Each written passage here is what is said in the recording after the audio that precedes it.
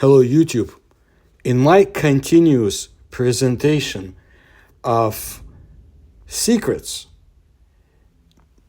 ancient history, and developed civilizations of Siberia and the Far East, I bring you information about events and objects you have not heard of, and most of the world is not aware of, but I think we should be, because it helps complete the picture to the extent possible of the achievements, first of all, of course, of human civilization as such, but also brings up your curiosity about pages of history that you just do not know about but should, and about possible hypothesis of presence of alien civilizations in the creation of this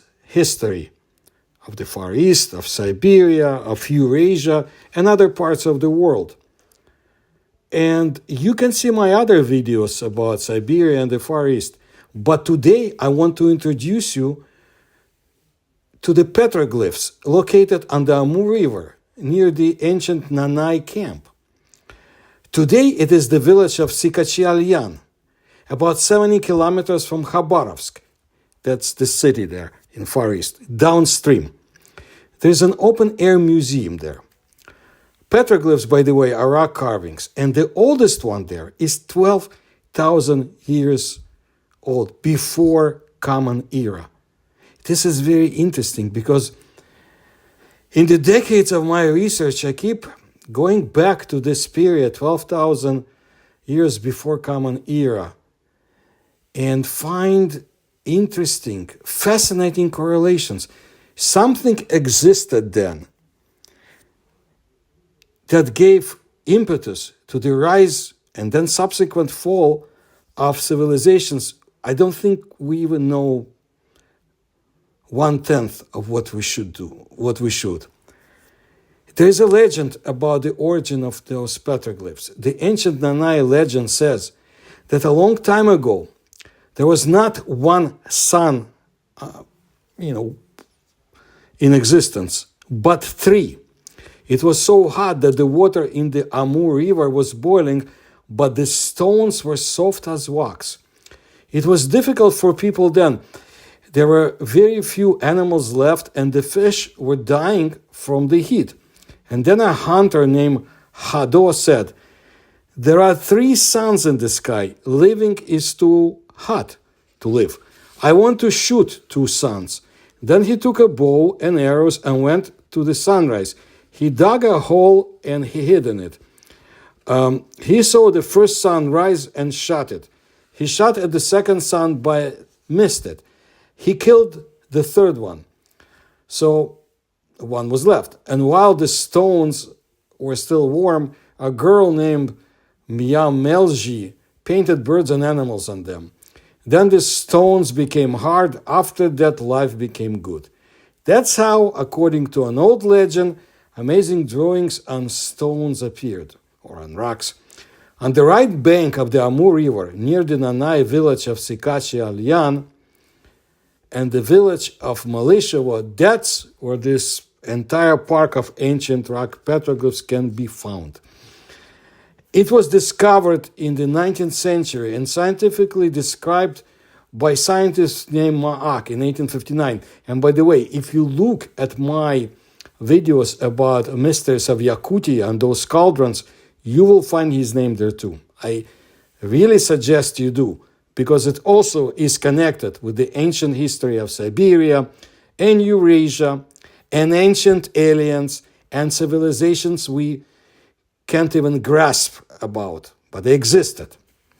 It is striking that the lines on those petroglyphs are not drawn but hollowed out right in the stone in smooth paths with highly artistic curves. The oldest images are about 12,000 years old, and the youngest ones, so to say, are about 3,000 years old.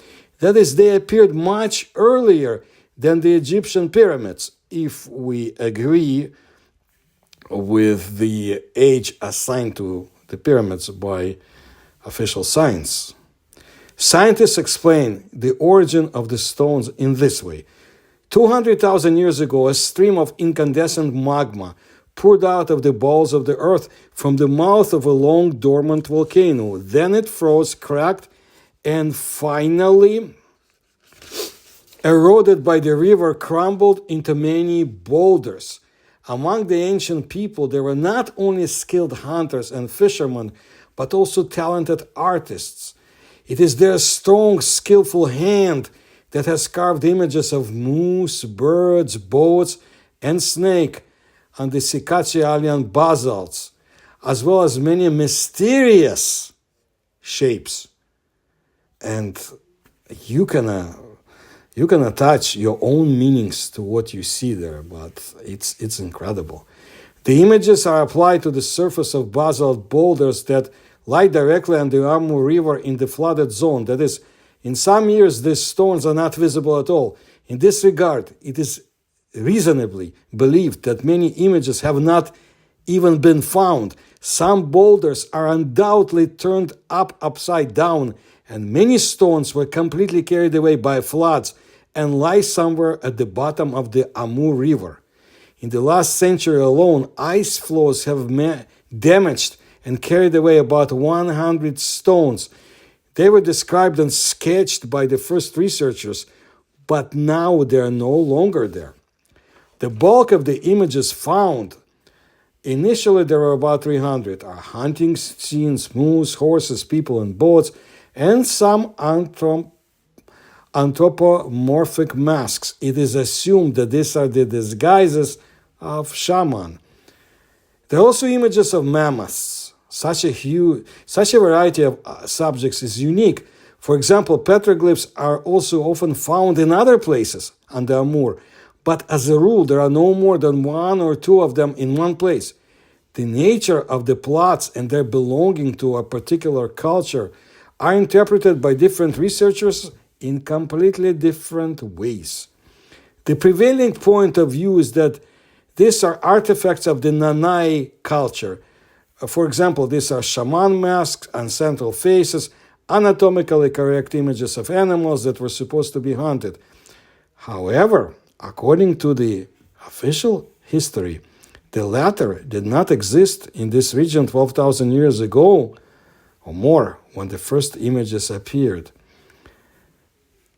If Sikachi Alyan is a fairly well-known place, then other finds were much less fortunate, so to say. So Mikhail Yefimenko, a scientist from Khabarovsk, discovered a mysterious basalt again, quarry on the Kia River near the village of Peryaslavka, a quarry of thousands of years.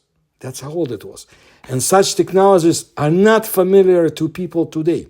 The slices are perfectly smooth, like a knife through butter. Some stones seem to have fused edges or distinct man-made grooves, a lot of perfectly smooth holes. By the way, there are legends in local Nanai folklore that in the old days, the stones were soft, or people knew how to soften stone. Who cut down the basalt there, and how? And there are also images there. That is how the discoverer, Yefimenko, himself describes them. These are not primitive petroglyphs, but the works of masters, craftsmen of the school of stonecutters of later centuries. I found bas-reliefs on the rock with a perfectly processed and selected background, which cannot be done without a special ultra-thin tool. But the main thing is that these images are images of male faces of Indian, as in India, ethnicity, as evidenced by details such as huge mustache, eyebrows, and parted hair, which are not typical in Asia for anyone except Indians.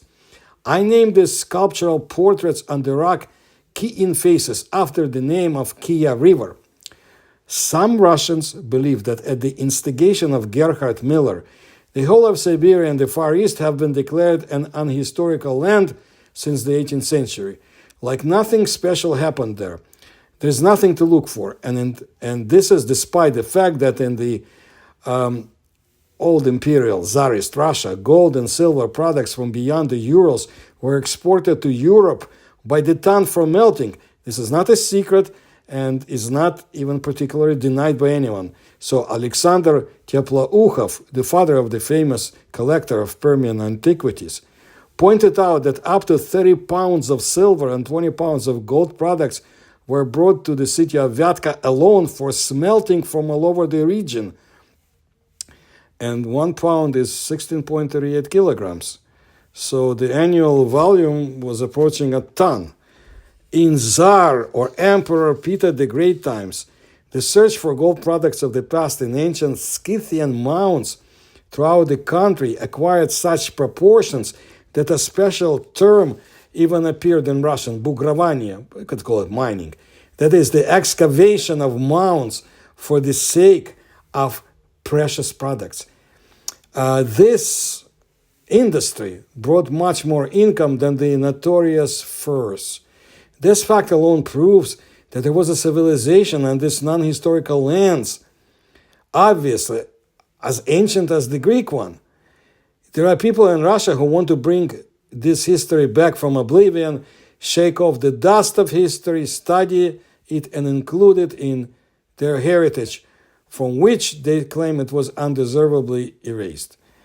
Exactly the same applies to the Far East. Enthusiasts find hundreds of amazing places there, processed megaliths, the entire walls of smooth-turned boulders, Dusia Alyan portholes, for example, natural rocks, which someone obviously gave a resemblance to of a human face, and then to the head of a bear, Nizhny-Tambovsky shaman, Camp Lazarev.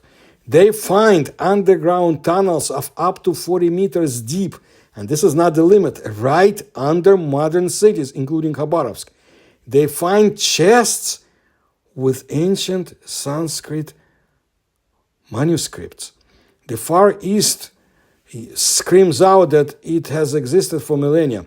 Now, this chest with ancient Sanskrit manuscripts, if you look at my books and my research, you will find mention of the chest that was found by the secret police in 1953 in Kiev and confiscated with such manuscripts, but there was more than that. Very interesting. Very, very interesting. Now, to be fair, I want to tell you about this 18th century scientist who was accused of instigation against ancient Siberian history. Things are not as simple as they seem. Gerhard Friedrich Müller, or Fyodor Ivanovich Müller in Russian, was a Russian-German historian and pioneer ethnologist. Müller participated in the Second Kamchatka expedition, which reported on life and nature of the eastern side of the Ural mountain range. From 1733 until 1743, 19 scientists and artists traveled through Siberia to study people, cultures, and collected data for the creation of maps. Müller, who described and categorized clothing, religions, and rituals of the Siberian ethnic groups, is considered to be the father of ethnography. Independently, as well as with the help of students at the academic university and copyists, he disassembled and copied many, about 8,000, subsequently lost valuable documents in the archives of Tobolsk, Tomsk, Yenisei, Yeniseisk, Yakutsk, Berezov, and other Siberian cities, as well as in private archives. For example, the well-known merchant Stroganov's. He examined and described Tatar, Astyak, Koryak, Vagul, and Russian settlements, compiled dictionaries of languages and dialects of the Siberian people, collected archaeological and ethnographical collections, clothes, idols, jewelry, etc., which he transferred to the Kunstkamera. You can find more about this strange, mysterious museum, eerie museum that Emperor Peter the Great gave the impetus to. It's in my videos and it's my channel. It's incredible story. I think you will like it. On his return from Siberia, Mueller became historiographer to the Russian Empire. He was one of the first historians to bring out a general account of Russian history based on extensive examinations of the documentary sources. His accentuation of the role of Scandinavians and Germans in the history of that country, it's called the Normanist theory, earned him enmity of the Russian scientist Mikhail Lomonosov, who had previously supported his work and dented his Russian career. In the early 1760s, Mueller rediscovered the list of Russian cities near and far, after which his colleague August Ludwig von Schlosser published it in Russian in 1816. In 1766, after many attacks by his colleagues, Mueller was appointed keeper of the National Archives. He drew up for the government a collection of its treatises. He passed away in Moscow in 1783. One more fascinating person from the mysterious, in many ways, 18th century in Russia. And I bring forward to you people that you might not have ever heard of, but unusual personalities, such as Jacob Bruce, for example, and others. And there are definitely paranormal overtones or supernatural overtones, call it whatever you want. It's all interconnected there. That's what I wanted to bring you. And I think with one day, when more money is dedicated to archaeology in Russia, for example, we'll find out more about ancient civilizations of Siberia and the Far East. And to me, my interest also lies in connecting history of ancient India to that of ancient Siberia and Far East and Lake Baikal. And you can find my research, not only in my books, but also in the videos about Lake Baikal and the strange, mysterious creatures that were sighted there. And it goes back to the days of ancient India, Mahabharata, and much more. So thank you for your attention to my research. If you can support it, you'll find the links on how to do it in the description to this video. Please tell others about my research. Please like my videos, subscribe to my channel, and I hope to bring you more interesting stories.